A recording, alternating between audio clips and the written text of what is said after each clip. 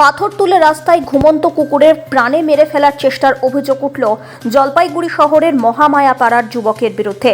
আর সেই ভিডিওই ভাইরাল হতেই নিন্দার ঝড় পশুপ্রেমী সহ শহরবাসীর মধ্যে। শনিবার কোতোয়ালি থানার দ্বারস্থ হয়ে ওই যুবককে গ্রেফতার করে দৃষ্টান্তমূলক শাস্তির দাবি তুললেন তারা। পুলিশ অভিযোগ পেয়ে ঘটনার তদন্তে নামে। এদিন থানায় ৩টি পশুপ্রেমী সংগঠন অভিযোগ করে শহরে মিছিল করে প্রতিবাদে সামিল হলেন পশুপ্রেমীরা। অন্যদিকে দোল উৎসবকে কেন্দ্র করে কেউ কেউ পথকুকুর এবং পশুর গায়ে রং দিয়ে মনোরঞ্জন করেন, তারই প্রতিবাদ জানালেন তারা।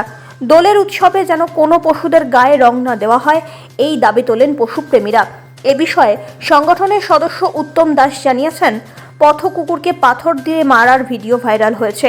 তাদের সংগঠনের কাছে এই খবর যেতেই প্রতিবাদে সামিল হয়েছেন তারা, যে কারণে থানায় অভিযোগ করে ভিডিও এবং ছবি দিয়ে ওই যুবকের দৃষ্টান্তমূলক শাস্তির দাবি জানিয়েছেন।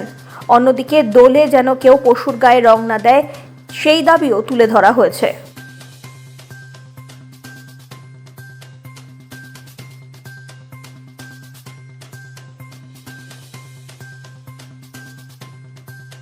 কুকুর ছুঁড়ে ফেলা হয়েছে বা কষায়ের দোকান থেকে ছুরি আঘাত করে কুকুরের পা কেটে দেওয়া হয়েছে। আমাদের কাছে কোনো ভিডিও ফুটেজ ছিল না, আমরা কোনো প্রতিবাদ করতে পারিনি। আজকেও যে আমাদের প্রতিবাদী মিছিলটা, সেটা নিছকে মৌন একটি মিছিল।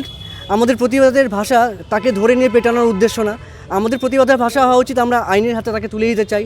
এবং এই যুব সমাজ যারা রিল বানানোর জন্য এই অসহায় প্রাণীদেরকে আঘাত করে মজা পাচ্ছে, বা এই আগামী দিন যখন রং খেলার সময় রাঙানো হবে, একটু গরুদেরকে কুকুরদেরকে রাঙিয়ে সেলফি তোলা হবে, তো এটা যেন বন্ধ হওয়া উচিত। কারণ আমাদের আনন্দ ওদের যন্ত্রণার কারণ হয়ে ওঠে।